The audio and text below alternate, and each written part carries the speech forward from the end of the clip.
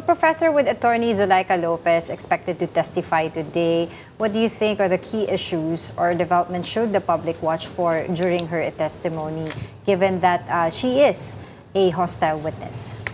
Well, of course, I think that the prosecution would try to establish basically or find, the facts or information, how was it delivered by the vice president, because she was technically with her during the said time.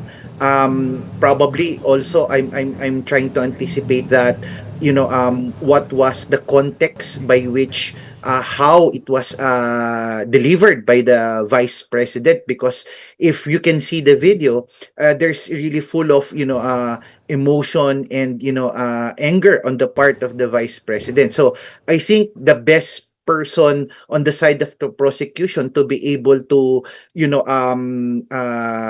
really provide light and information with regard to this is no other than her chief of staff. So I think those are in anticipation. What is she doing there with the vice president? In her recollection, probably what was the context and, the mood or the emotions back then by the vice president? Because I think that the prosecution would like to solidify the manner by which the threat is actually serious, whether conditional or otherwise.